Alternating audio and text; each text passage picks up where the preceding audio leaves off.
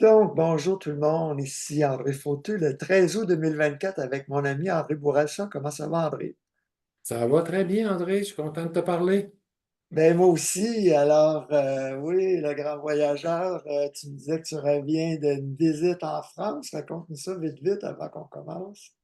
Ben, vite, vite, il s'agit de techniques de construction qu'on juge plus éco-responsables, novatrices, aptes à procurer des logements plus confortables, plus intéressants et avec des matériaux qui sont plus renouvelables. Alors, c'est un bon travail, mais ça vaut la peine. Voilà. Mais Je ne peux pas en dire plus parce que les projets ne sont pas tous aboutis, là. On travaille à faire installer une entreprise ici au Québec. OK. Bon, je vais juste dire que c'est peut-être dans le champ. On va passer à un autre sujet. Absolument.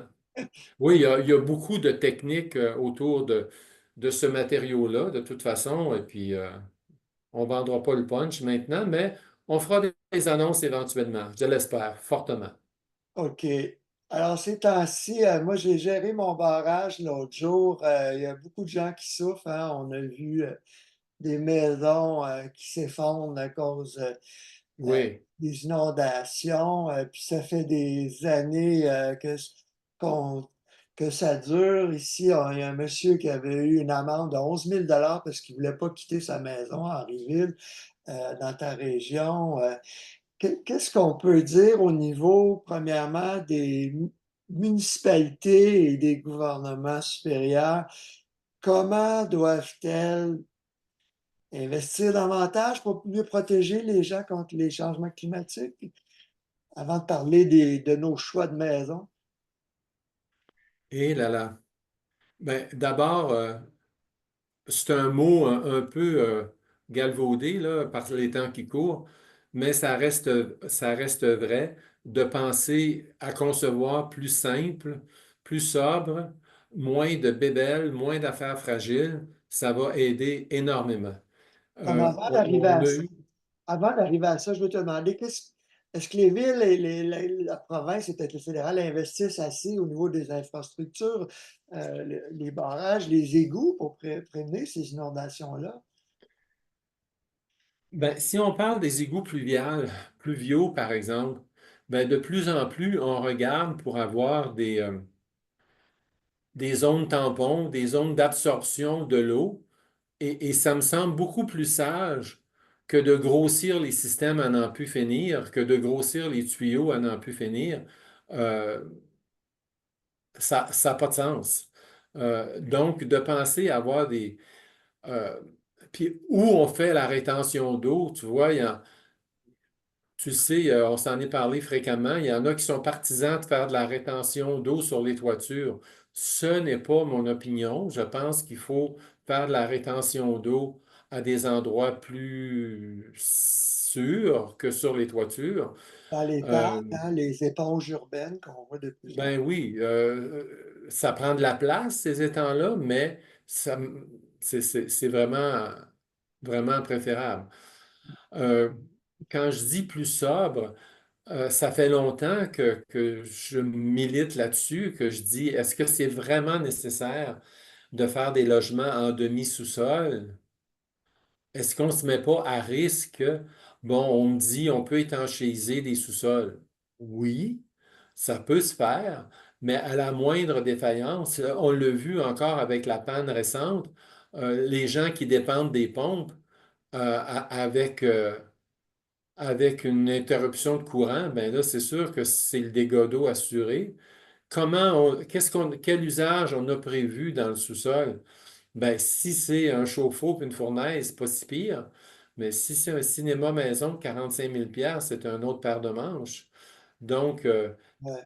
on dira, OK, les assureurs peuvent couvrir ça, mais au final, c'est tout le monde qui paye.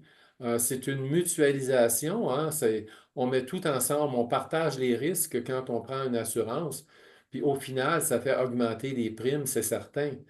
Euh, je l'ai mentionné plus qu'une fois, le Bureau d'assurance du Canada a, depuis plusieurs années, annoncé que les dommages par l'eau couvrait plus que 50% de l'ensemble des réclamations. C'est plus que les dommages par le feu.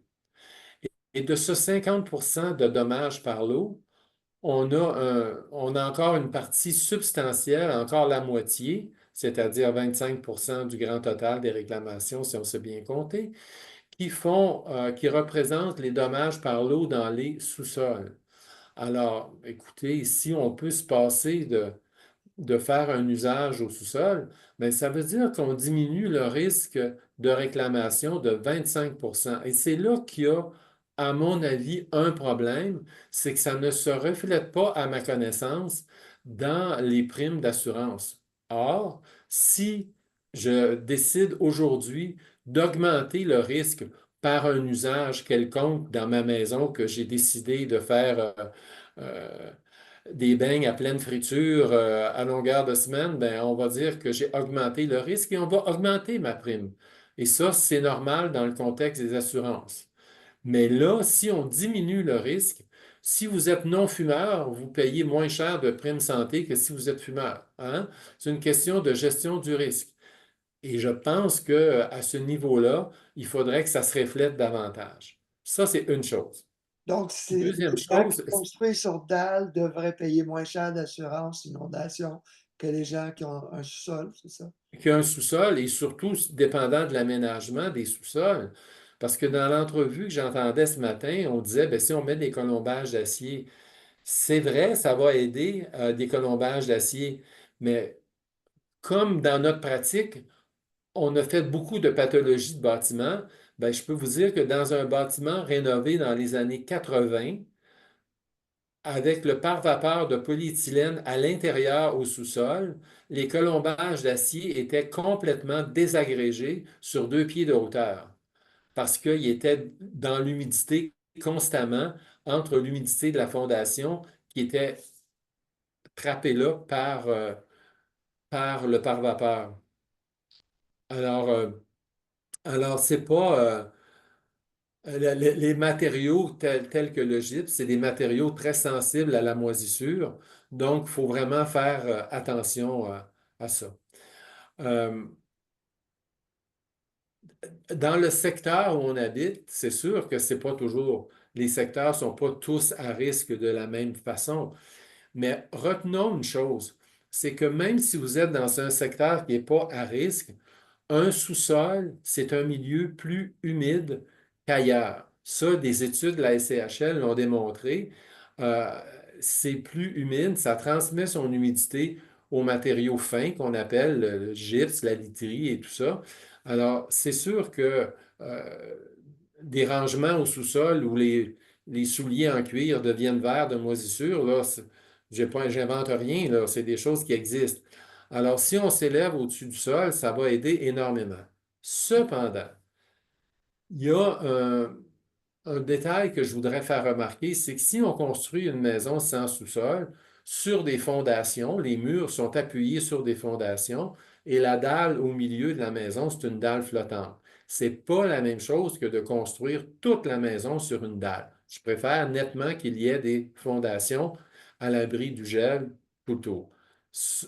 Pourquoi? Première parenthèse, si vous avez un horizon de roc en dessous, vous n'avez pas besoin d'excaver dans le roc. Vous pouvez construire votre maison sur le roc avec des empattements moins hauts. Ça se fait. Mais il faut quand même toujours se rappeler, il y a des précautions à prendre là-dedans aussi, mais il faut toujours se rappeler aussi que euh, autour d'une maison, même s'il n'y a pas de sous-sol, il faut quand même élever la maison un peu pour qu'on ait place à des pentes d'égouttement de chaque côté, surtout si on est dans un terrain en pente, une colline, l'eau qui vient, mettons, d'en arrière de la maison, il faut qu'elle détourne, faut qu'elle fasse le tour de la maison dans des rigoles, ce qu'on appelle des voies engazonnées appropriées pour ça. Et ça, malheureusement, c'est pas toujours fait.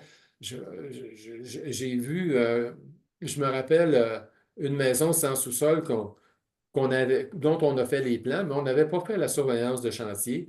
Et malheureusement, elle a été implantée trop basse.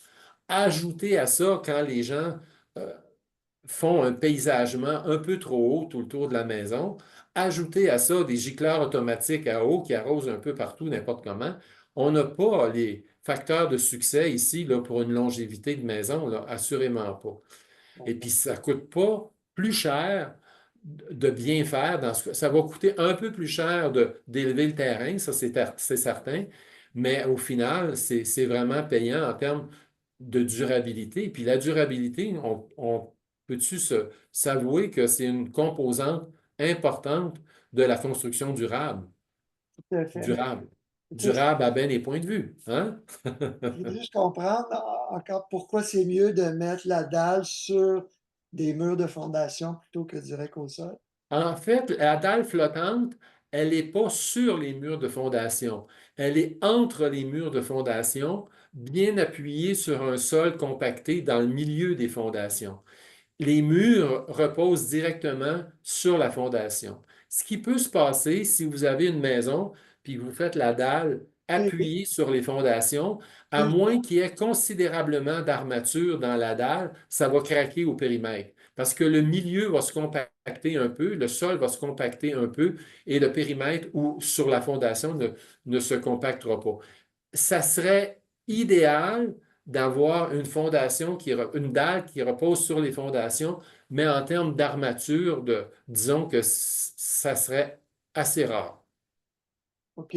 Donc, je comprends que c'est les murs hors sol qui sont appuyés sur les murs de fondation. Absolument. Mais Qui pourquoi, eux-mêmes sont appuyés sur un empattement. et donc, pourquoi ils ne seraient pas sur la dalle? Qu'est-ce qui arrive à ce moment-là, les gens qui coulent juste une dalle?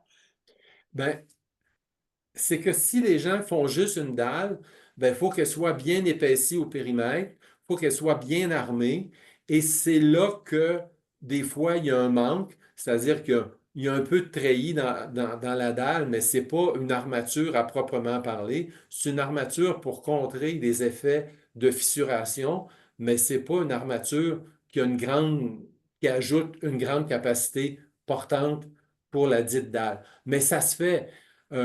J'en ai déjà fait. J'ai un bâtiment en mémoire qu'on a fait ici dans la région. C'est sur un terrain de sable.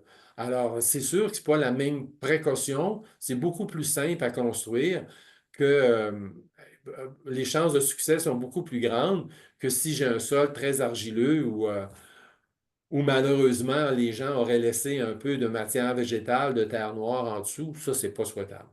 OK, c'est là que ça risque d'être plus instable. Donc, si on a de l'argile, c'est là que ça va. Ouais. Ouais. Absolument les murs de fondation sur lesquels repose la maison. Puis, encore une fois, il faut se rappeler que dans le sous-sol, si vous en avez un, parce qu'on n'enlèvera pas tous les sous-sols qui existent, si on a un sous-sol, de maintenir un déshumidificateur, puis de vider le contenant, bien sûr, ça peut aider énormément.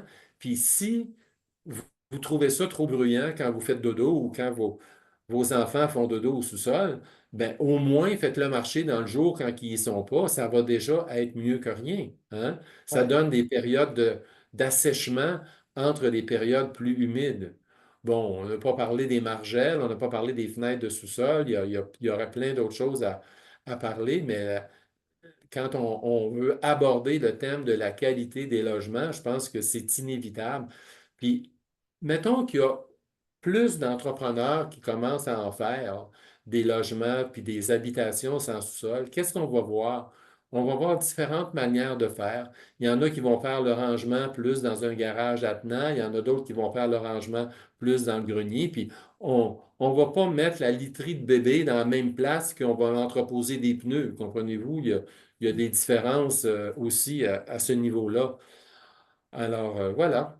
ouais, ben, les gens doivent comprendre, c'est ça, que leur sous-sol, c'est bon de mesurer l'humidité relative. Puis on pense, comme moi, je pensais que mon sol n'était pas si humide que ça parce que j'ai des membranes épaisses là, de Boulevard Meadows sous la dalle, à l'extérieur des fondations, 2 pouces de polystyrène, un sol bien drainant. Ouais, Et c'est quand même toujours humide un sol. C'était Jim White, ouais, le grand chercheur de la CHL, qui m'a dit, ça faisait 10 ans que je vivais dans ma maison. Il dit, André, mets-en un déshumidificateur, même si ça fait du bruit, même si ça consomme de l'énergie. ouais. Ça vaut Ben, vraiment. la SCHL a fait une bonne étude sur ça, sur l'humidité dans les sous-sols, puis l'usage d'un déshumidificateur. s'est avéré extrêmement concluant dans cette étude qui a porté sur de nombreux sous-sols. J'en ai fait partie de cette étude-là. On prenait des lectures d'humidité dans les matériaux autour, puis ça faisait une bonne différence, assurément.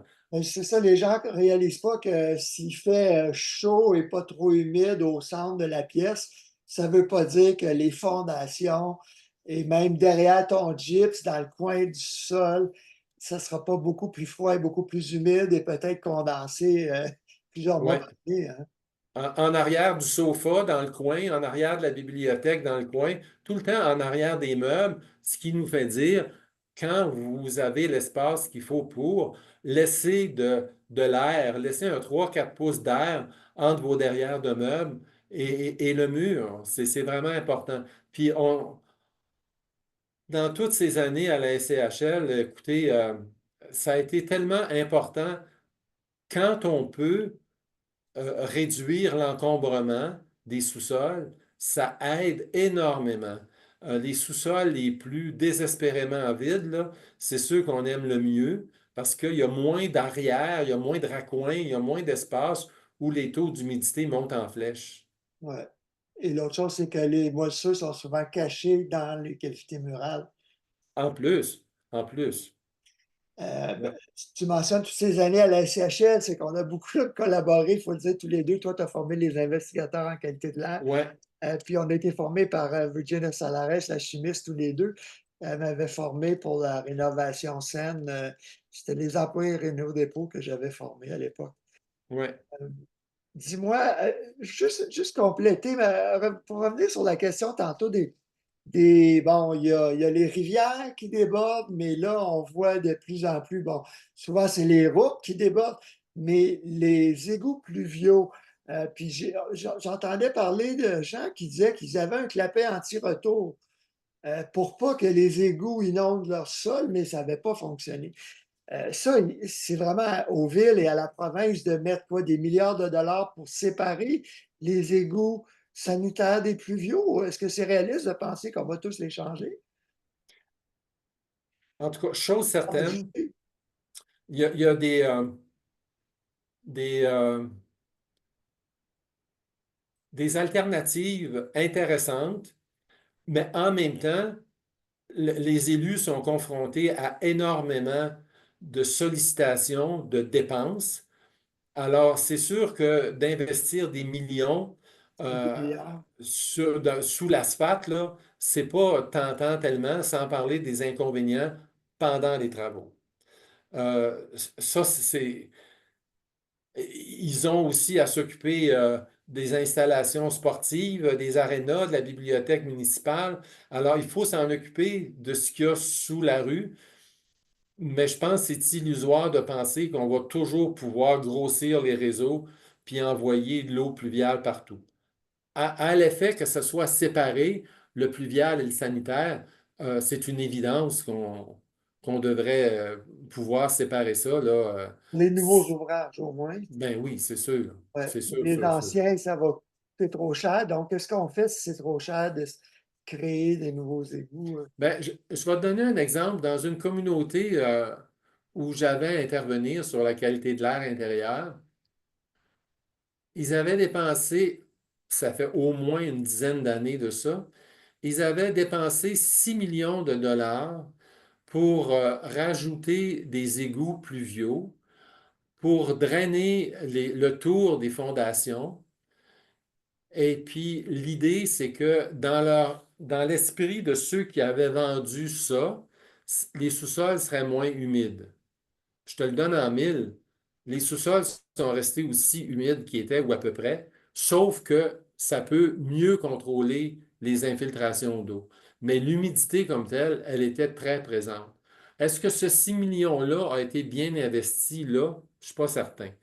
Mais il y a une chose qui m'apparaît évidente, puis j'ai intervenu dans plusieurs situations où on a réglé le problème d'infiltration d'eau en changeant les descentes de gouttières de place ou de manière, juste en changeant les descentes de gouttières. Mais là, ça n'a pas coûté 25 000 faire ça, là. Non. Mais je nous ramène, André, j'en ai parlé à quelques reprises, puis je nous ramène à quelque chose de fondamental dans le bâtiment. c'est que les gens qui interviennent dans le bâtiment, en tout cas, perso, j'en suis, là, quand on intervient dans le bâtiment, les architectes, les technologues, les ingénieurs, on a une obligation de résultat. Alors, peu importe comment ça coûtera, il ne faut plus que ça coule, il ne faut plus qu'il y en ait d'eau. Bon, ben, on joue safe. Alors, si tu me dis que tu as de l'eau dans ton sous-sol et tu ne veux plus en avoir, on va creuser tout le tour, on va mettre des membranes, puis on va changer des drains, puis on va faire une station de pompage, puis on va mettre des batteries à la station de pompage pour être certain que ça pompe même s'il manque de courant. On va tout faire. Puis là, ben, vous ferez un emprunt de 30 000 pour payer ça. Comprenez-vous? Parce que imaginez creuser tout le tour de la maison.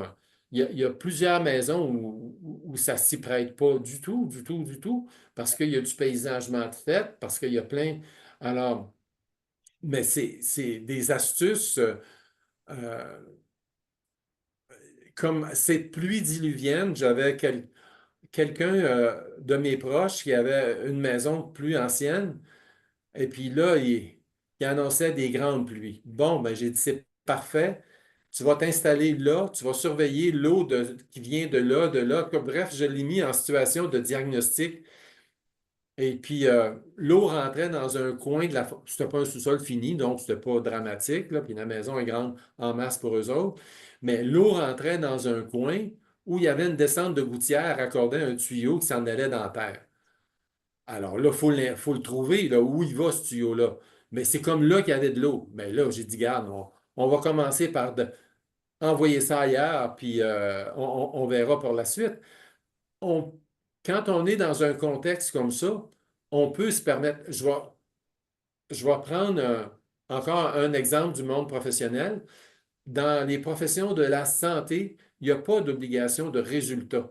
Parce qu'au jour de notre dernier jour, André Fauteux ou André Bourassa, on va tous finir sous pied sous terre. Hein? Ils peuvent prendre des moyens, ils ont des obligations de moyens. Ils peuvent prendre des moyens pour nous aider à être en meilleure santé, mais au final, on la sait, la conclusion. Hein? Mais est-ce que ça veut dire qu'ils vont commencer tout de suite par matraquer avec des batteries de tests insensés pour des symptômes qui sont minimes? Ils vont y aller souvent graduellement et on peut comprendre. Alors, dans nos interventions bâtiments, si ce n'était de l'obligation de résultat, on peut y aller plus graduellement. Puis je pense que dans les sous-sols, contrairement à une époque où on a dit on peut sécuriser les sous-sols, ben oui, on peut les améliorer, mais si on veut les sécuriser absolument avec les membranes, machin, les pompes, machin, ben ça va coûter tellement cher que je ne suis pas sûr qu'on a fait. Il y a d'autres stratégies, il y en a qui disent on va construire sur pilotis pour que l'eau puisse passer en dessous puis pas constituer une barrière. Je veux bien, mais isoler le plancher. J'ai des bonnes techniques pour faire des planchers bien isolés, mais il nous est arrivé, je me rappelle, commence à faire longtemps, on s'en va rencontrer nos collègues architectes en Ontario au siège social de l'Association ontarienne des architectes. Puis il y avait un bâtiment assez élevé où il y avait eu des problèmes de gel dans les tuyaux. Là, on n'est pas dans un bâtiment bas de gamme, là, où il y avait eu des problèmes de gel dans les tuyaux. Alors, il faut comprendre que si on construit sur pilotis, tout le raccord de plomberie va nécessiter énormément. C'est très tatillon. Je ne pense pas que c'est la meilleure stratégie. On intervient, pas moi perso, mais le bureau, puis ça, c'est une nouvelle que j'avais d'aujourd'hui, là, ils interviennent sur une réhabilitation d'église, un changement d'usage, une église qui date des années 80, mais une méga colonne en bois là-dedans qui est pourrie par les infiltrations. Ça va être un extra. Personne ne pouvait s'en rendre compte, mais c'est en ouvrant les murs qu'ils s'en sont rendus compte. Mais ces précautions-là sont souvent associées à un design plus simple, plus fondamental et moins de olé olé, si je peux me permettre. Plus intelligent, je pense que ce serait un mot approprié. J'ai montré tantôt les Mais, barrages de portes mais de garage et Écohabitation aimerait qu'on remplisse les descentes de sous-sol, là, les garages qui où il y en a beaucoup, comme le genre à Montréal-Nord, c'est ça? ouais, entre autres, Oui, hein, oui, c'est plus à la risque, c'est Chine. entendu. C'est Ouais, plus à c'est risque. incroyable, là. C'est vraiment une glissade, là. C'est pavé vers le sous-sol, là. Mais tu me permettras, André, une petite autopromotion hein, sur le livre qui vient de paraître aux éditions Septentrion, où j'ai le plaisir d'être auteur avec Éco Bâtiment et Richard Trempe, qui s'appelle Valoriser les bâtiments existants. Donc, quand tu me parles de ces interventions-là, euh, vous avez sûrement entendu parler des négawatts. Ben, les matériaux qu'on n'a pas besoin de construire, ça peut être aussi avantageux. Pas toujours, mais souvent. Mhm.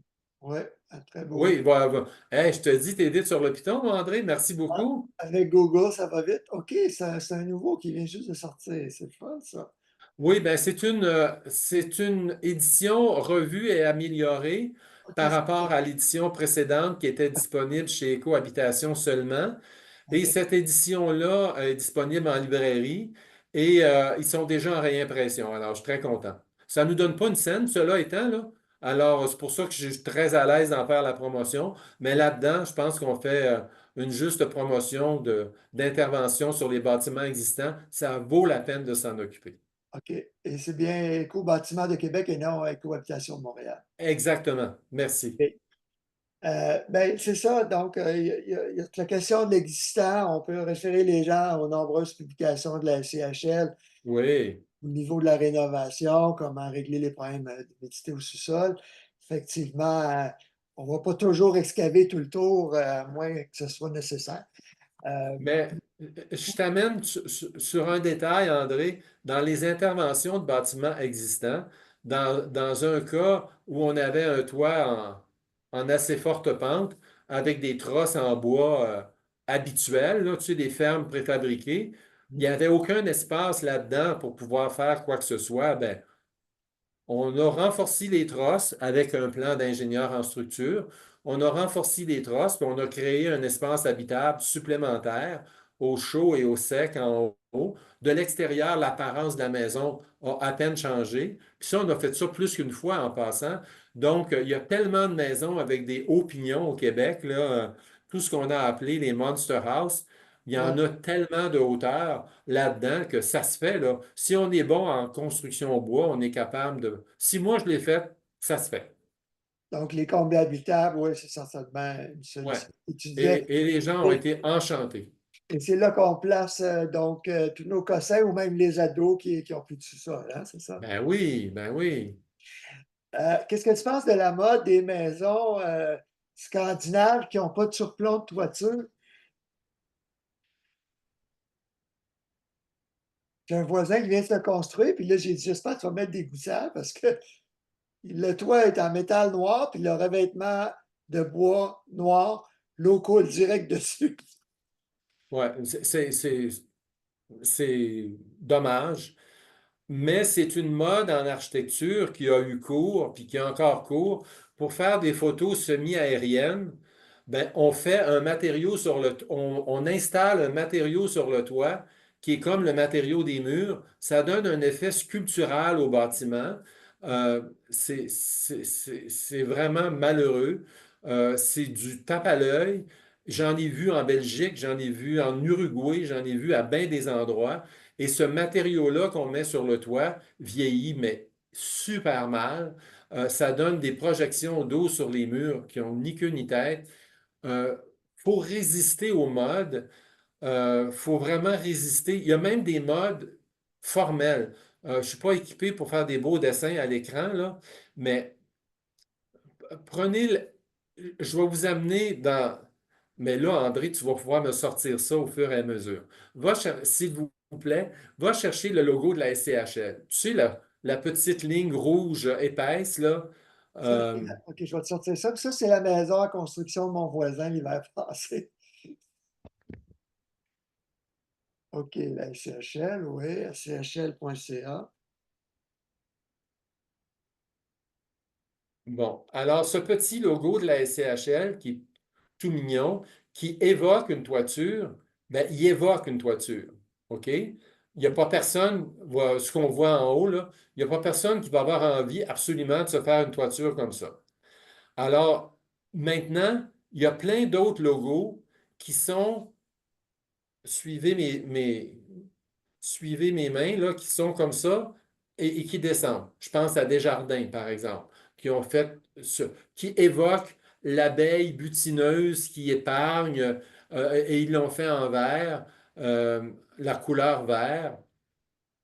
Et pour un logo, là, qu'on se comprenne bien, là, j'ai rien à dire contre ça, là, tant que ça reste un logo. Mais quand les gens se mettent à faire, puis il y en a plein en ce moment au Québec, là, il y a plein de constructions qui sont shapées comme ça, sans débord de toit, avec l'eau qui coule sur les murs. Des fois, on aura mis une gouttière, mais ça dépend des toits. Des fois, la gouttière va arracher parce que c'est un toit qui est trop glissant comme un toit de métal. C'est épouvantable de, je vais le dire là, de peu d'intelligence dans l'utilisation des matériaux, dans la connaissance de qu'est-ce que fait l'eau, à quel point ça peut être dommageable. Là, on ne parle pas des égouts pluviaux, là, on parle de mode de design inapproprié, apte à créer des problèmes à court terme.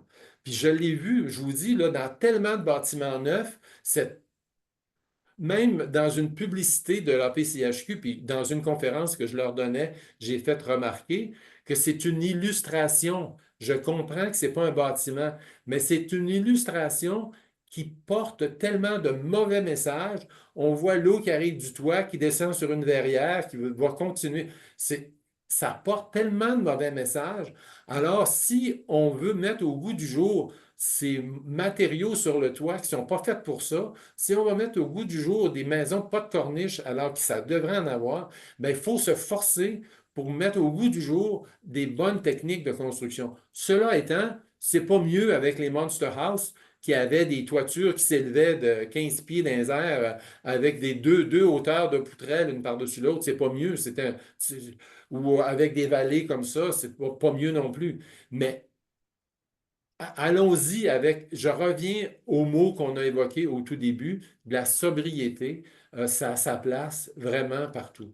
Euh, tu Mais m'as pas, je t'ai pas posé la question, André. Ton voisin qui s'est construit, il s'est fait une toiture plate avec un drain intérieur et malgré ça, ça coule sur les murs?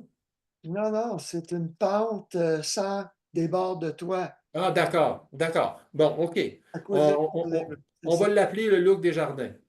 Ben, moi, c'est ça. C'est la mode scandinave, mais je sais pas, il me semble qu'il doit pleuvoir en Non, non, Scandinavie aussi. c'est pas plus approprié d'un pays scandinave qu'ici. C'est ça. Euh, il va peut-être falloir s'interrompre 30 secondes parce que j'ai quelqu'un qui arrive. Je ne sais pas comment. Et on fait une pause? Tu peux-tu faire une pause, oui? Oui, à tout de suite. On reprend. Alors, j'aimerais te montrer ici la fameuse saga des condos qui ont dû être démolis. Il y en a eu à Saint-Jérôme et ailleurs. Ces temps-ci, je parlais à l'Association des consommateurs pour la qualité dans la construction qui disait encore demander toujours plus d'inspection de l'organisme garantie construction résidentielle. Évidemment, les architectes, vous allez dire, ben, ça prend un plan d'architecte puis la surveillance de chantier. J'ai un ami qui se magasinait un condo, puis il a dit au promoteur, OK, ça m'intéresse, mais je veux faire inspecter ton chantier. Puis il a dit, ben, si tu veux, tu peux aller voir ailleurs, moi je vais vendre mes unités à quelqu'un d'autre.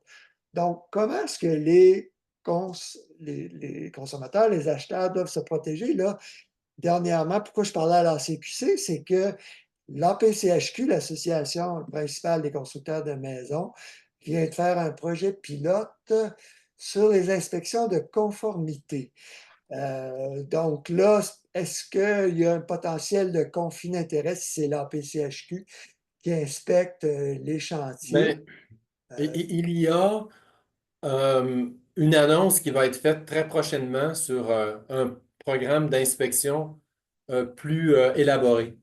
Alors, j'en dirai pas plus, c'est pas à moi de faire les annonces, là.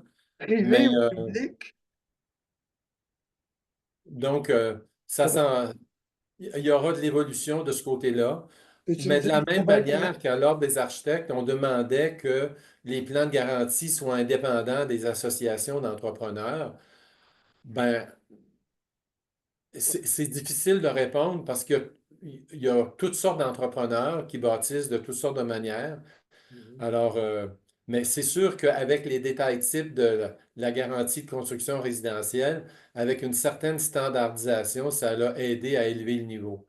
Mais tant qu'à moi, ça pourrait l'élever encore plus, notamment en diminuant les risques. Et puis, si on revient à ce que j'évoquais tantôt, peut-être de commencer à présenter des modèles qui n'ont pas de sous-sol. Oui, certainement. Mais là, quand tu dis qu'il y a un problème d'inspection qui s'en vient, ça va être une entreprise privée qui va proposer, autre que l'APCHQ, des inspections plus élaborées? En fait, l'annonce va être faite par la Régie du bâtiment avec la GCR. OK. Puis ça va être. Les gens vont payer pour avoir plus d'inspections, c'est ça? Ben, comme je t'ai dit, je ne peux pas faire les annonces à leur place, là. Il y a, dans le courant du mois d'août, il y a une annonce qui va être faite à ce sujet-là. Oh, OK. Faut que je les appelle parce que c'est la tombée la semaine prochaine. OK? D'accord. Mais qu'est-ce que tu recommandes à quelqu'un justement qui veut acheter une maison ou un condo? Euh, les condos, est-ce qu'il y a moyen de se payer des inspections? Même l'inspection pré-achat dans le condo, est-ce que ça montre grand-chose? Puisque tu en as Ben, vu c'est des constructions de condos où il y avait des inspecteurs indépendants. Ben, oui, parce que quand il y a des financements bancaires, les banques demandent, ben, ils veulent savoir qu'est-ce qu'ils garantissent, ils veulent savoir c'est quoi qui est leur garantie, c'est un bâtiment qui est bien fait ou c'est un bâtiment qui est mal fait, d'une Oui. part. D'autre part, il faut quand même admettre que les gens ont tendance à acheter des condos beaucoup sur l'apparence. Ça ne les intéresse pas toujours. C'est important l'apparence, hein, en passant, là. Je n'essaye pas de dire que ce n'est pas important, mais il y a des détails de construction dont on sait qu'ils ne seront pas durables. Euh, alors, mais ça n'intéresse pas tout le monde. Puis, je suis obligé de dire qu'il y en a qui sont intéressés par l'apparence, d'autres par la fonctionnalité. D'autres par la localisation, les priorités, tout le monde ne les met pas en même place, hein?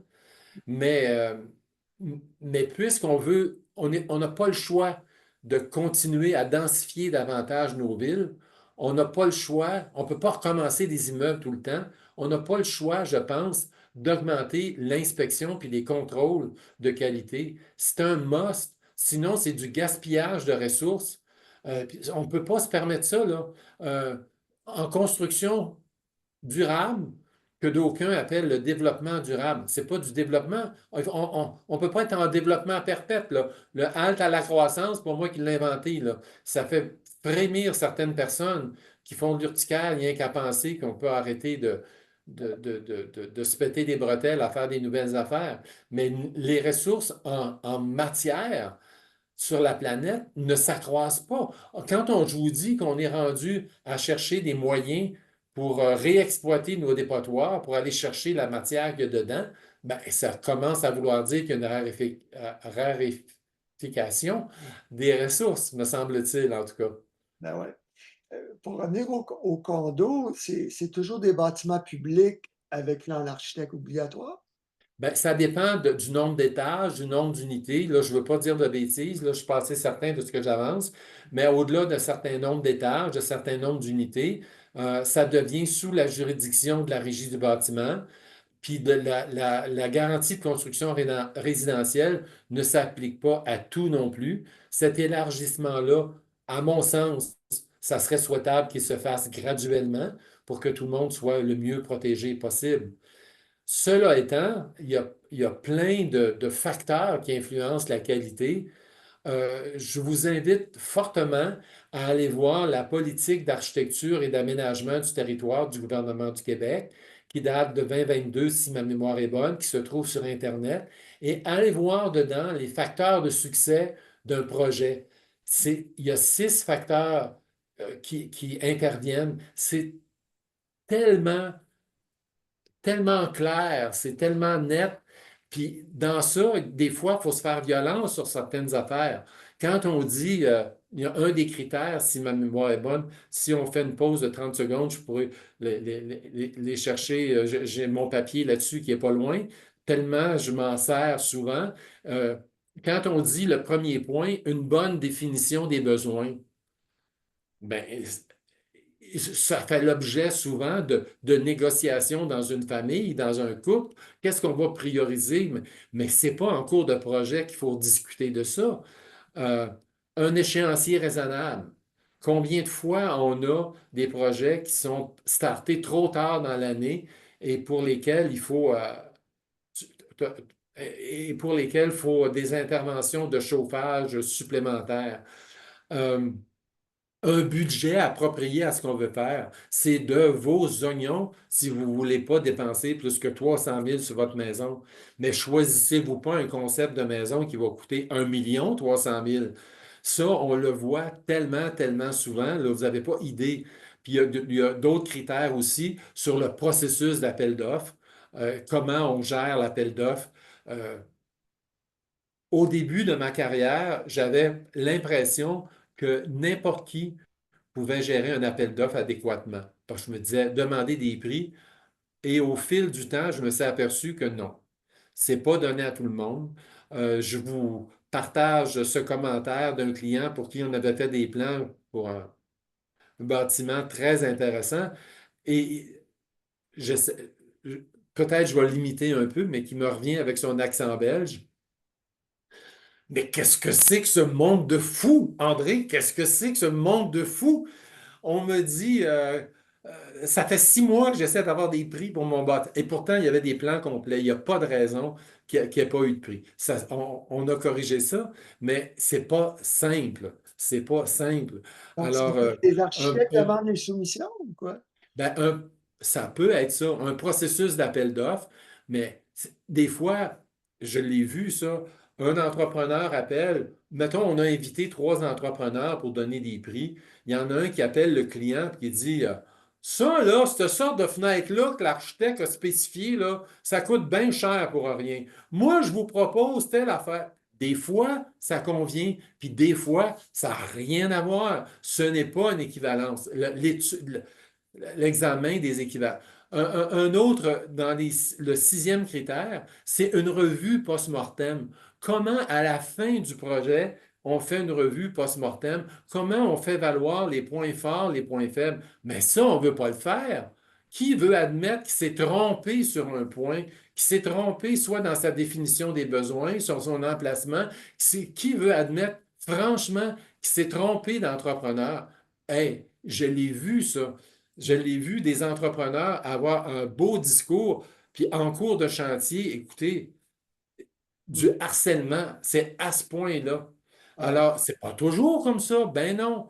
Mais la revue post-mortem, la partager, dans les condos, c'est la même chose. Qui va se vanter que son condo est un nid à problème? Il ne veut pas faire baisser la valeur de son condo. Alors, on garde ça secret. Quel architecte voudra parler de ses mauvais coups sur la place publique? Il va avoir crainte de se faire poursuivre en ouais. fonction des obligations de résultats dont je vous parlais tantôt. Vous me suivez? Ça me fait penser d'ailleurs à mon ami qui magasinait les condos où il voulait faire vérifier les plans par un professionnel et c'est là que le promoteur a reculé, a dit ben, tu peux aller acheter ailleurs.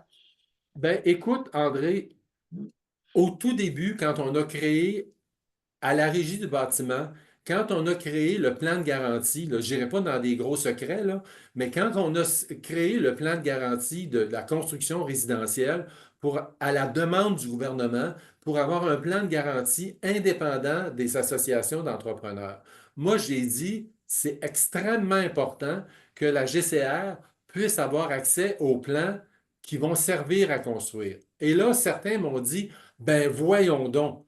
Il n'y a Ouais, pas des plans pour toutes les constructions au Québec. Ce à quoi j'ai rétorqué, pour avoir un permis de construction, il faut toujours bien à la municipalité qu'il y ait un minimum de plans. Et ce minimum de plans-là, si on le voit avant de construire, on peut intercepter des erreurs là-dessus.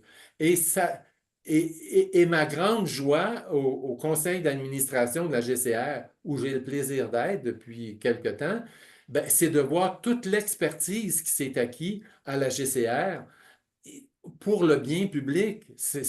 En tout cas, moi, je suis très fier, très, très, très content de ça. Mais si on était resté sous l'impression que c'est pas nécessaire d'avoir des plans, André, voyons donc, Non, c'est ridicule. voilà.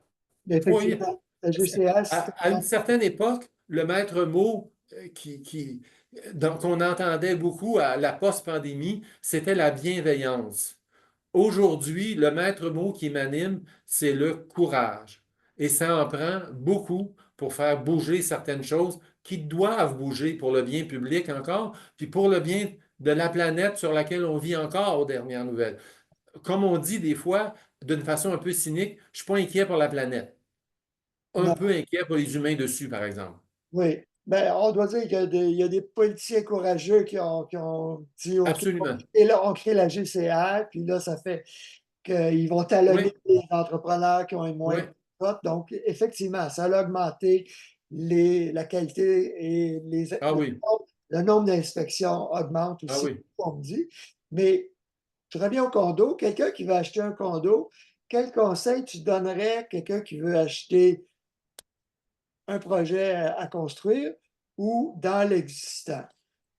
Donc, un- un futur nouveau condo, est-ce que l'acheteur, c'est sûr que c'est pas lui qui commande les plans, là, il y a moins de contrôle là-dessus. Est-ce qu'il peut faire Ben, des travaux? pour construire ou pour rénover de façon substantielle, il y a quand même un plan qui est déposé à la municipalité.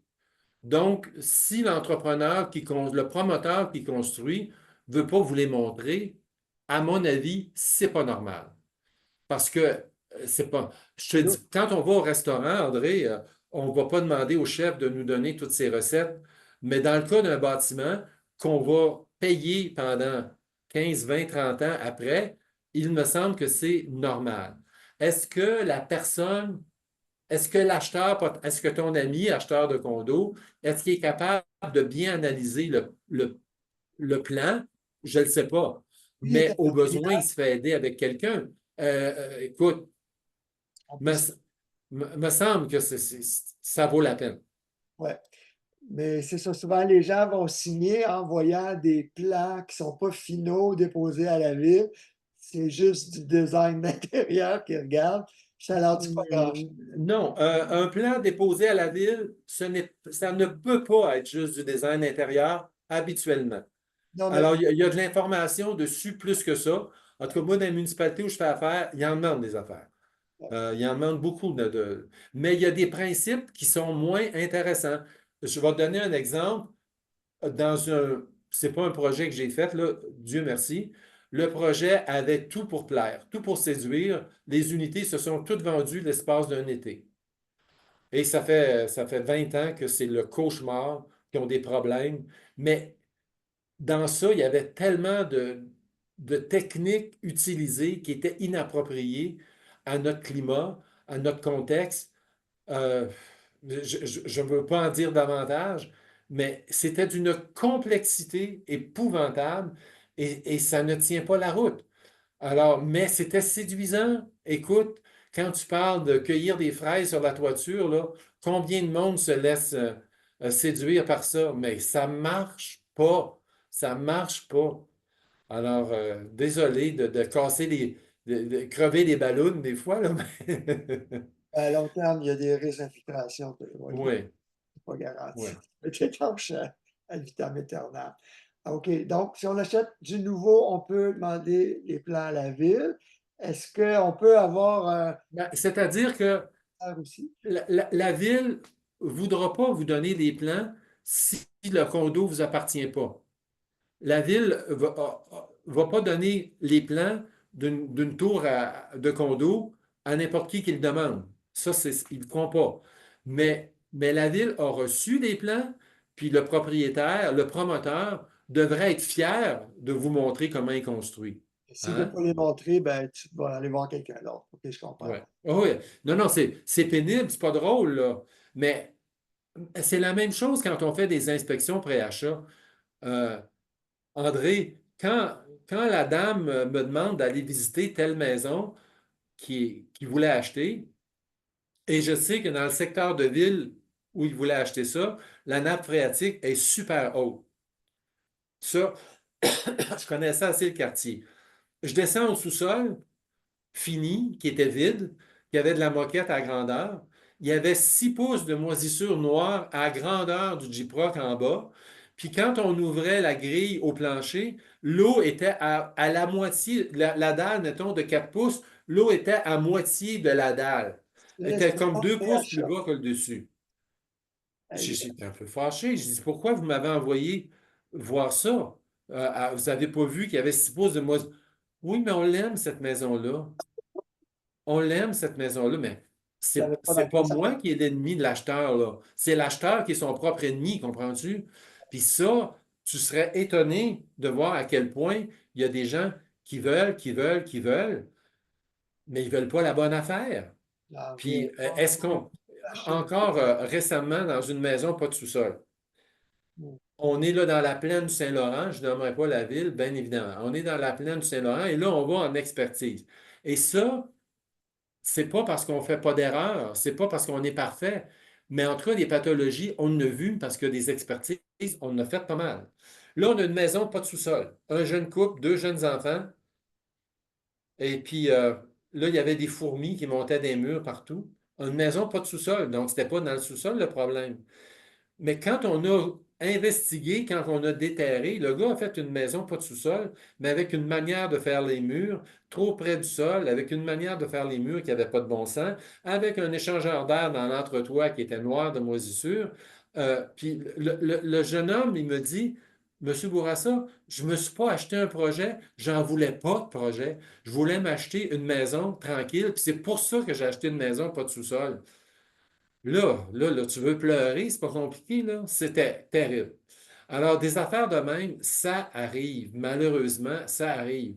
Donc, il faut être prêt si l'inspecteur, l'architecte, n'importe qui, le technologue, si la personne qui fait l'inspection lève un flag, ben pour l'amour du ciel, essayez de revenir un pas en arrière puis de vous poser la question, est-ce que je fais bien? Là, c'est une autodiscipline qu'il faut se donner parce que je reviens à cet aspect fondamental en Amérique du Nord. L'habitation, c'est l'affaire de tout le monde. Tout le monde est capable de se construire une habitation. Les publicités des marchands de matériaux nous l'ont assez dit souvent. Alors, tout le monde est capable de construire une habitation. Tout le monde est capable de se faire un patio. Tout le monde est capable de se finir un sous-sol. Tout le monde est capable. Amenez-en des projets. Je vous passe tous les jingles qui ont cours. Et puis, il y a même des gens que je connais dans le monde juridique qui sont très fiers d'avoir tout fait eux-mêmes avec leur formation d'avocat. Je Comme leur mon dis, père, oui. Il dit la laine est-ce rose que vient pas vous, sur le un béton. bon père de famille en Amérique du Nord, c'est une espèce de loi fondamentale. C'est pas le cas en Europe. C'est pour ça que on gère tout ça d'une façon très différente. Mais dans notre Amérique du Nord, là, l'habitation, c'est l'affaire de tout le monde pour le meilleur et pour le pire. Pour Puis le pire. après, ben, quand c'est le temps de choisir un condo, quand c'est le temps de choisir une habitation, j'ai-tu besoin de payer un expert pour venir me dire que ça a du bon sens ou pas? Savez-vous, quand que les gens de condo nous appellent, c'est pas pour des condos neufs, mais ils nous appellent après 20 ans, quand que là, il y a de la rénovation majeure qui s'installe, puis là, on se chicane entre les copropriétaires sur la manière de faire ça. Hey, ça, c'est pas drôle. C'est Voilà. c'est quoi les problèmes qu'on voit en inspection pré-achat le plus souvent dans les condos, justement?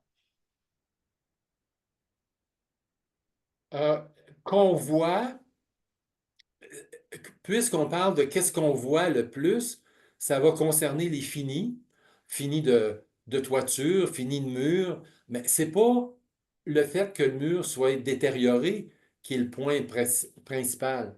C'est que si le mur est détérioré à un endroit stratégique, qui laisse à penser qu'il peut y avoir d'autres dommages cachés, c'est là que, je m'excuse, mais d'avoir un peu de vécu, ça vaut la peine. Hein?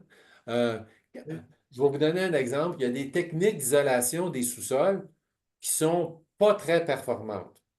Alors, quand on voit sur les plans la composition des murs, qu'est-ce qu'on a mis pour isoler les sous-sols?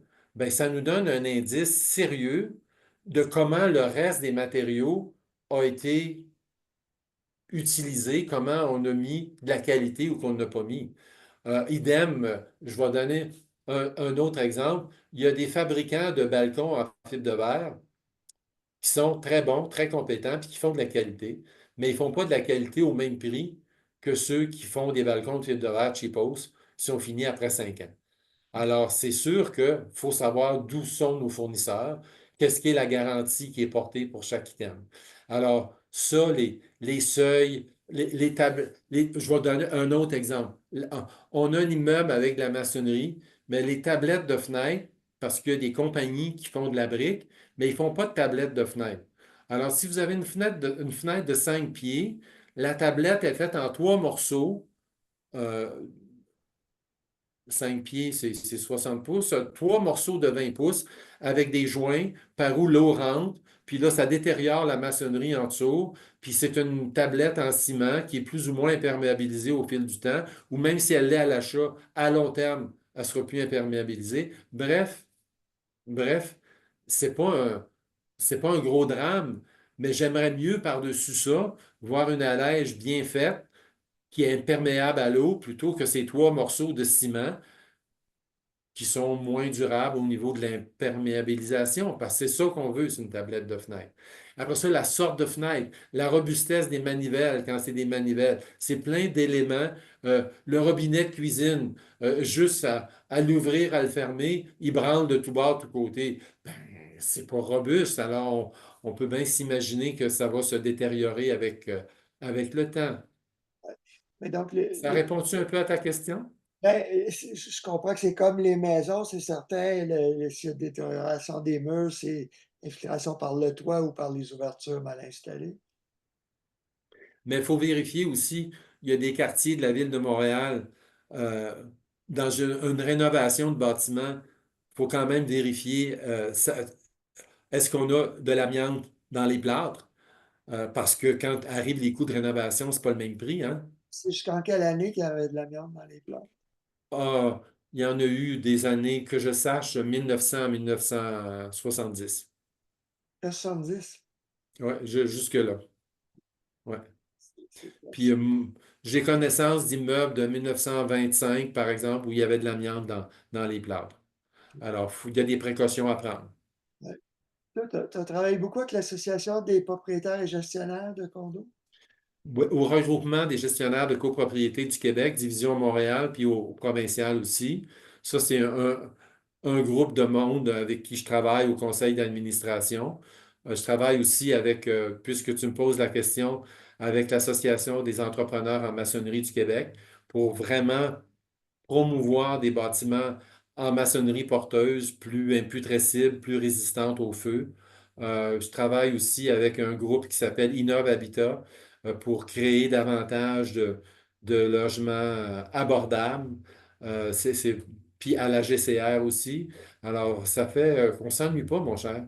Non, je comprends. Mais en même temps, ça nous donne une lecture plus globale de ce qui se passe, pas juste d'un côté, pas juste d'un, Ouais. mais sur beaucoup d'aspects, j'apprécie énormément. Je me trouve privilégié de pouvoir contribuer à ça. Oui. D'autres conseils pour les acheteurs de condos, vu qu'on dit qu'il faut densifier davantage, il va s'en construire beaucoup. Qu'est-ce qu'on voit par ça dans les inspections de condos?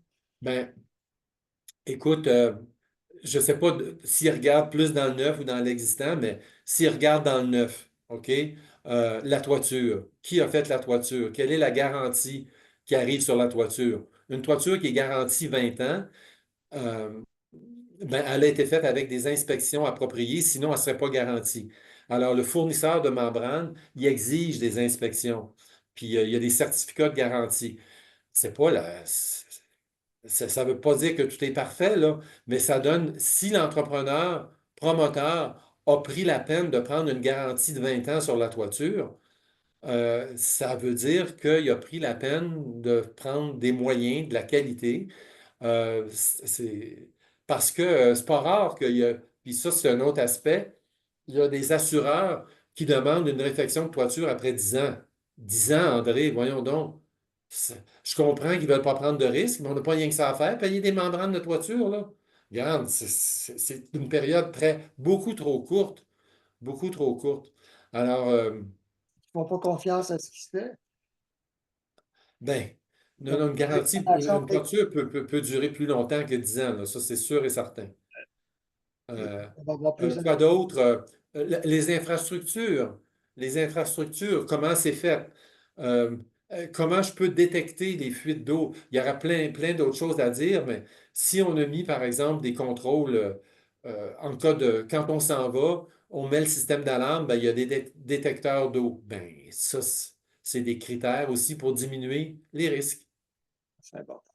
Dans les garages des condos, tu as vu des problèmes aussi? Ben, évidemment. Évidemment, mais on n'a pas vu des problèmes juste dans un garage, là, mais si tu as un garage qui a un toit végétal ou c'est un garage qui a un toit minéral dessus? Il y a des toits de garage qui ont juste des membranes, puis ça, j'ai vu ça, puis il y en a d'autres qui ont de la végétalisation. C'est très joli, mais quand la membrane a un problème, c'est coûteux à réparer. Très coûteux à réparer. Enlever la tente. Parce qu'il faut enlever la terre, il faut la mettre à quelque part, la terre. Puis il y a, je passe les anecdotes, là, mais on a vu des cas très sérieux. Comment le béton est fait, comment les colonnes, comment la structure. Ça fait beaucoup de choses à vérifier, mais plus l'ensemble de copropriété est considérable, ben, plus qu'il y a de choses à vérifier, c'est certain. Et là, en terminant, si c'est juste un acheteur d'une seule unité. Tu ne peux pas ne pas inspecter aussi les espaces communs. Ça peut coûter combien une inspection avec André Bourassa pour un condo, incluant les Ben, espaces? je ne peux pas vous donner de prix, là, parce qu'à ce moment-ci, c'est quelque chose que je ne fais plus étant à la retraite. Ah, d'accord. Mais, mais écoutez, à partir du moment où vous voulez acheter un condo qui a une piscine sur le toit, vous avez bien le droit, mais comprenez que vous n'êtes pas dans la gestion de risque minimum. D'accord. Puis, alors, des architectes, ils n'étaient pas trop friands d'assurer justement les inspections pré-achat. Ça avait coûté cher, là, au fond. Ben, c'est le fonds d'assurance qui doit s'assurer, excusez cet enchaînement, mais qui doit aussi, parce que c'est très facile pour quelqu'un qui a un problème, qui veut poursuivre, il ne poursuivra pas la personne qui n'a pas d'assurance, il va poursuivre la personne qui est assurée. Donc, c'est très souvent le professionnel, architecte, ingénieur, technologue, qui a une assurance. Donc, surprenez-vous pas s'il faut prendre des précautions par rapport à ça. Il y a des choses qu'on peut voir, puis il y a des choses qu'on ne peut pas voir, mais il y a il y aurait un bon guide à créer pour les avant-achats. Oui, bien, il y en avait un sur l'inspection pré-achat fait avec les trois ordres de Oui, technologue, oui. ingénieur et architecte, mais Je m'en rappelle, j'ai c'était entendu du temps. parler. Je suis allé voir sur l'ordre des technologues, on ne le voit pas, on ne trouve pas nulle part comment une bonne inspection doit se faire. J'étais président de l'ordre quand que ce petit guide-là a été fait. Le petit guide a été fait pour faire comprendre, surtout aux législateurs, que c'est quoi le rôle de chacun, c'était important, mais on serait dû pour faire. Mais vous savez, les gens qui font les, voyons, les guides pour les fonds de prévoyance, ils en regardent beaucoup de choses aussi. Malheureusement, cette expertise-là, on ne peut pas se la payer avant d'acheter un condo.